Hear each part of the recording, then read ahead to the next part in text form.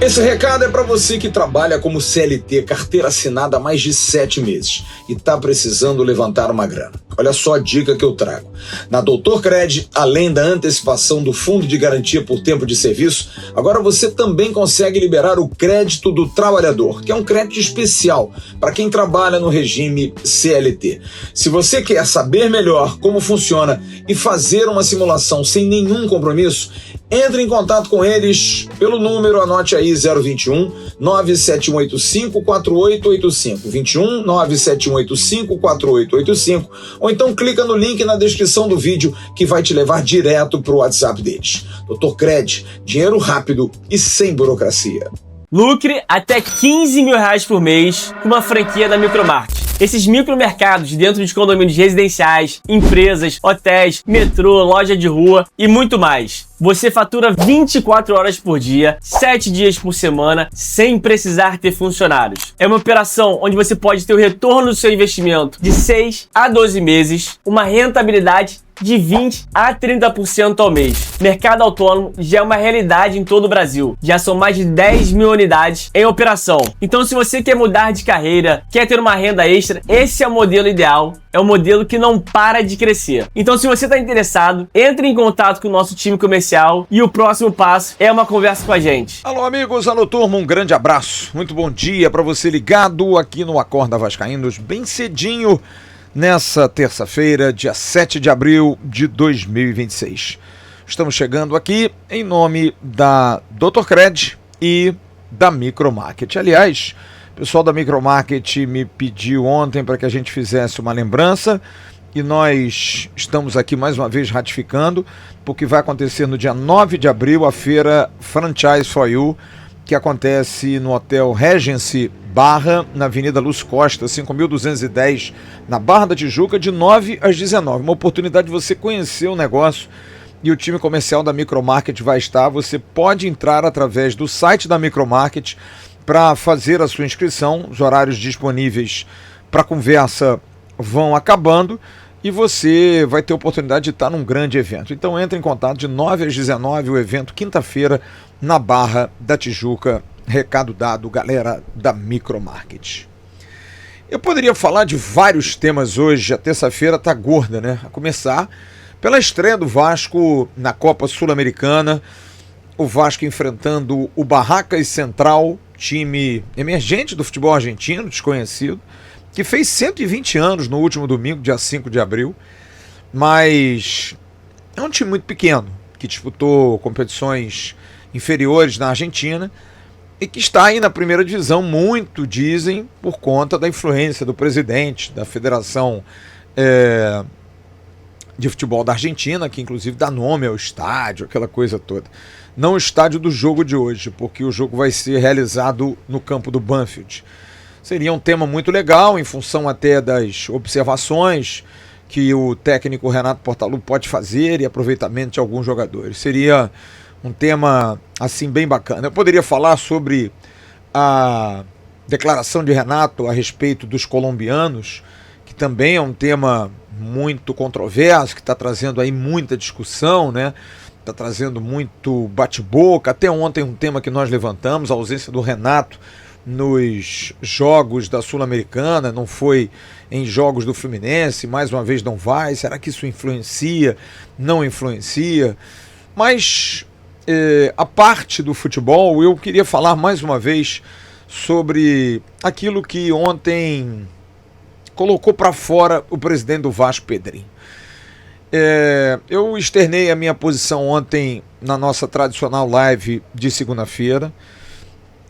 Quem quer ouvir e saber, curta lá, vai ser um prazer. Mas eu queria falar sobre algo maior do que apenas a resposta do presidente do Vasco, Pedrinho.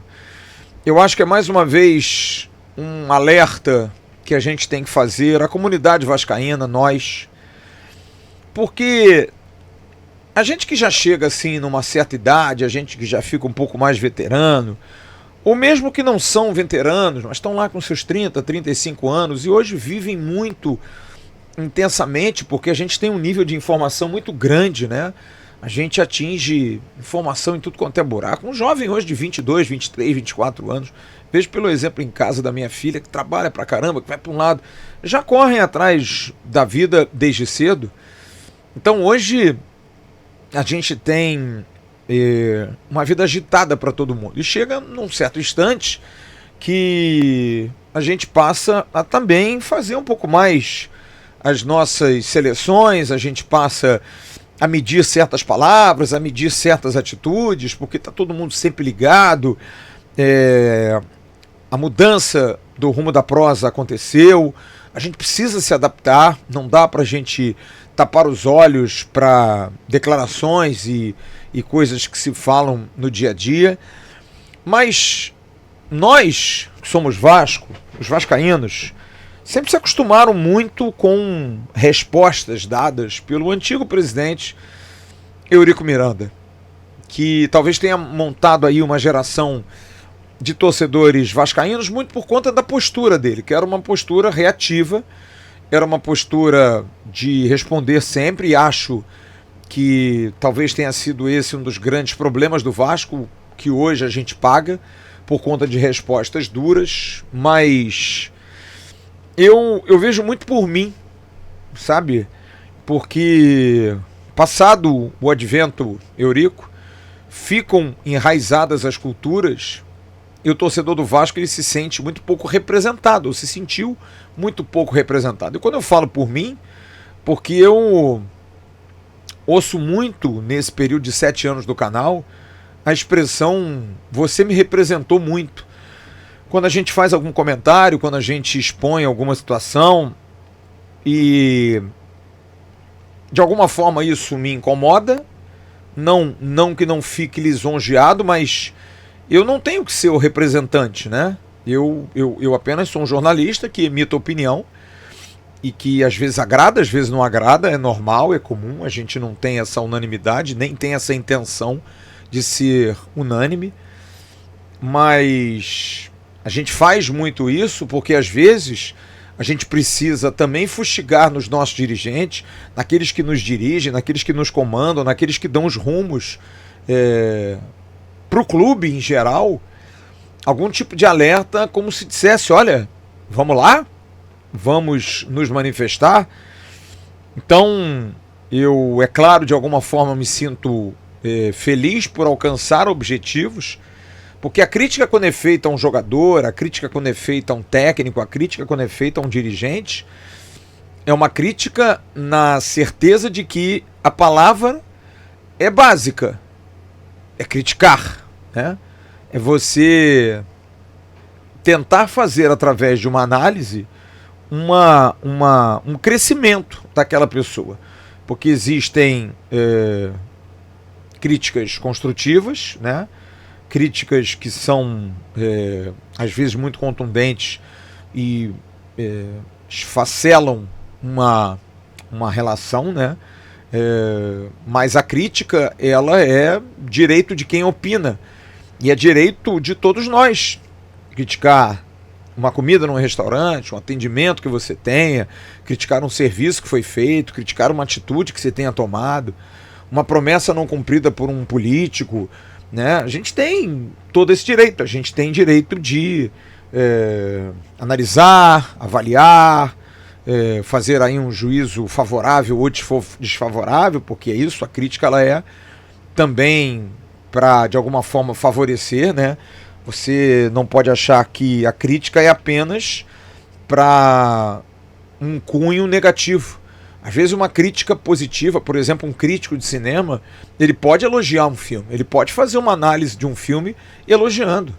É por isso ele é chamado de crítico, mas o crítico é basicamente alguém que usa da sua arma de falar para guiar o pensamento. E a partir da crítica, as pessoas tiram juízo de valor.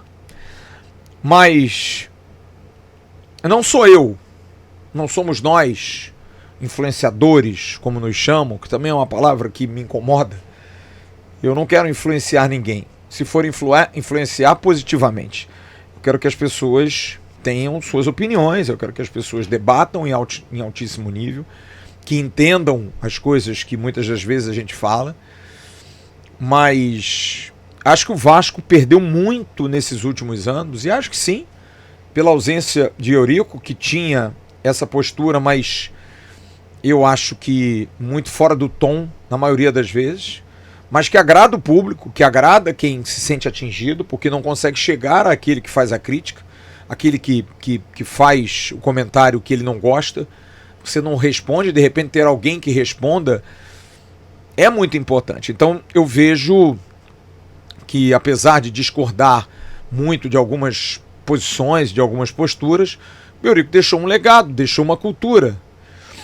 E que é uma cultura que a gente vê norteada em alguns dirigentes de formas diferentes. Você vê a presidente do Palmeiras, garbo e elegância, né? Sempre muito sutil. A gente vê o presidente do Flamengo, segundo o próprio Pedrinho, arrogante e prepotente. E realmente parece ser, porque acha que tudo é melhor, tudo é maior, tudo deles é pujante. Tudo bem, eles têm muita força, têm muito reconhecimento, não há dúvida, mas é um comentário que parece: eu quero ser sozinho, eu sou o Real Madrid das Américas, sabe? É um pouco achar que os demais não são nada, é atingir um nível por competência financeira, estrutural, e meio que dizer: olha, eu não tenho mais como competir com vocês. Deixa passar, deixa acontecer. Então todas essas situações mostram que os dirigentes continuam os mesmos.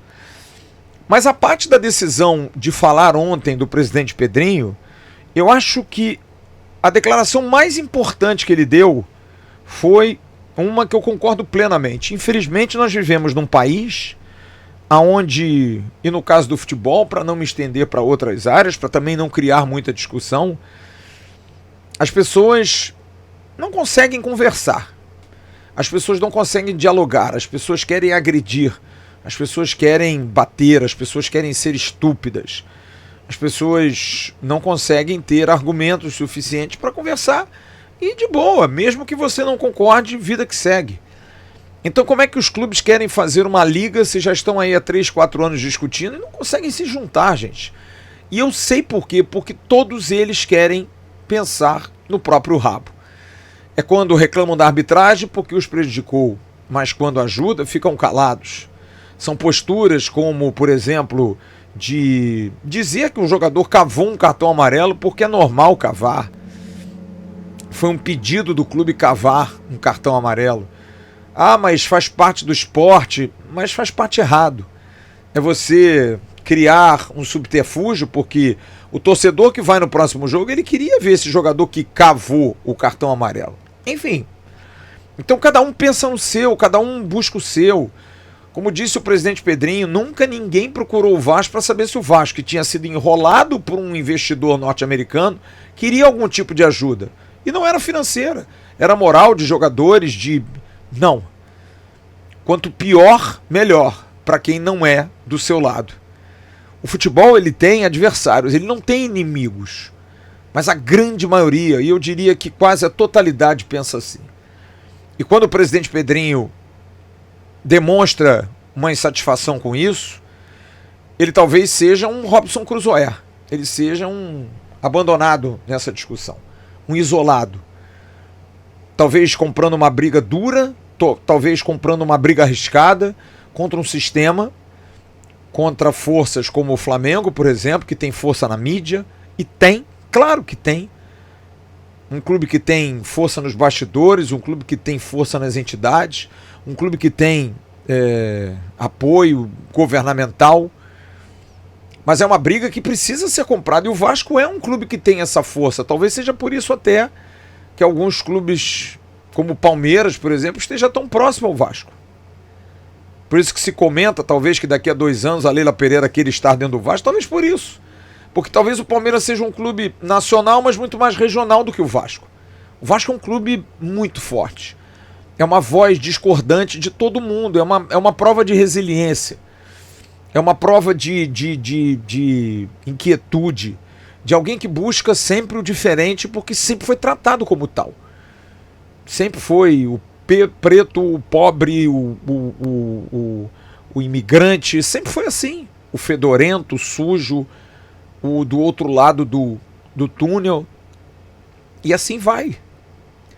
E o Vasco talvez esteja acostumado com esses tipos de briga. Essas pessoas é que não estão. Então, o presidente Pedrinho afirma claramente bem: não há como ter unanimidade diante desse antro de egoísmo, de pensamento único, de pensamento próprio. Não há nenhum altruísmo nessa reunião, não há nenhum altruísmo entre os clubes, ninguém quer ajudar ninguém. Ninguém quer absolutamente ajudar ninguém. Eu vejo o exemplo do ex-presidente do Fluminense, Francisco Horta, com quem tive o prazer de trabalhar na Super Rádio Tupi, e ele talvez seja uma das exceções quando fez lá o troca-troca com o Vasco, fez o troca-troca com o Flamengo, para reforçar o futebol carioca, para melhorar, cedeu até alguns bons jogadores do seu elenco, foi taxado à época como louco, mas reinventou isso, fez ser uma moda, reforçou o campeonato, e aqui é impossível acontecer isso, porque ninguém vai dar vantagem. Quanto mais rico, melhor, e quanto mais pobre os outros, melhor. Eu não quero ver você do meu lado. Burrice, inconsequência, incapacidade de clubes que desprezam os outros, sabendo que não vão poder jogar sozinhos. Então eu concordo muito nisso, e é claro que tudo aquilo que falou o presidente do Vasco é um pouco desse resgate daquilo que a gente cobra de posicionamentos. E como eu disse ontem na nossa live tradicional de segunda-feira, que o presidente não se sinta sozinho, que ele disse: eu não sei as consequências. Presidente, não interessam as consequências. Os vascaínos estão do seu lado. O que o senhor falou, muita gente, todos nós queríamos falar. Não dá pra gente ouvir de um presidente do Flamengo, que não é um inimigo nosso, é um rival histórico e sabe da nossa força, a ideia de que o Vasco entregou um jogo. Isso é muito sério. E eu reitero aqui, acho que o Vasco deveria buscar a esfera comum contra o seu BAP. Ah, ele é muito sincero? Ok, vamos testar a sinceridade dele. Como o seu Textor, que volta e meia cita o Vasco como um exemplo negativo, sem entender absolutamente nada do futebol brasileiro, quiçá do Vasco. E é bom que outros dirigentes, o próprio ex-presidente do Fluminense, Mário Bittencourt, falava muito. Enfim, os demais dirigentes precisam entender a força do Vasco. Gente da mídia precisa entender a força do Vasco. Pessoas que convivem no dia a dia com o futebol precisam respeitar o Clube de Regatas Vasco da Gama. Não dá para um analista qualquer dizer que o Vasco é uma merda. Dizer claramente. Não dá para um analista colocar no mesmo bolo Remo, Chapecoense e Vasco. Não dá para sempre olhar para o Vasco e dizer que o Vasco vai ser rebaixado, que o Vasco é ruim, que o Vasco é péssimo, que está numa final de Copa do Brasil e que nunca é favorito. Por que isso? Não dá para fazer um especial de artilheiros do Campeonato Brasileiro, de jogadores que fazem gol, e não ter Roberto Dinamite na capa.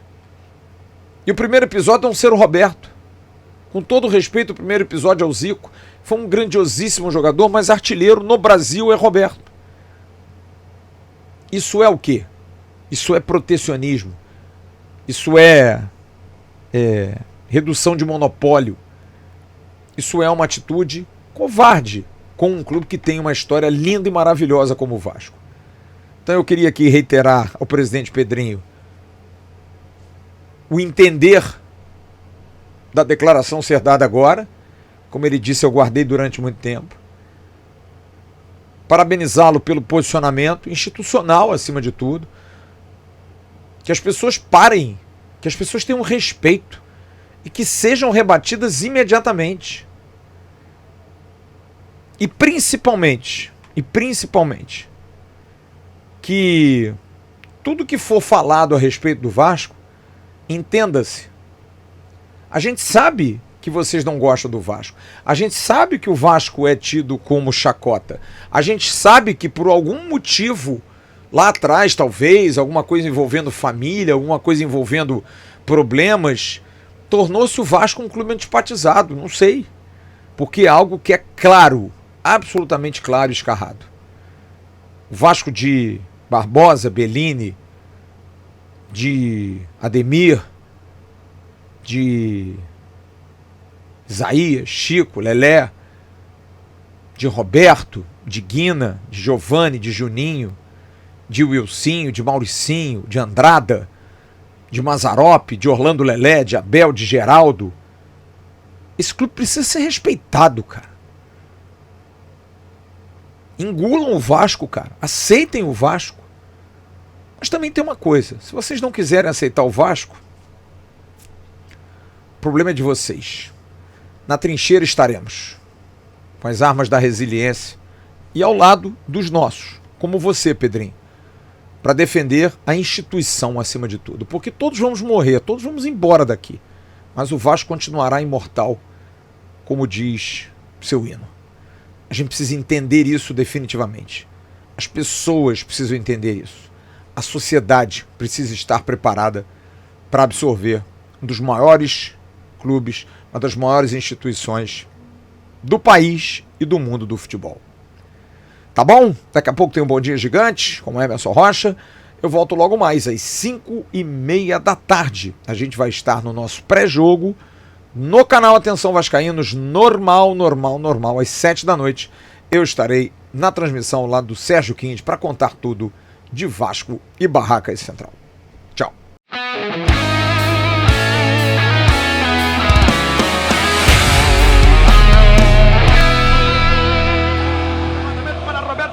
Sozinho, atenção, vai enfiar, gol!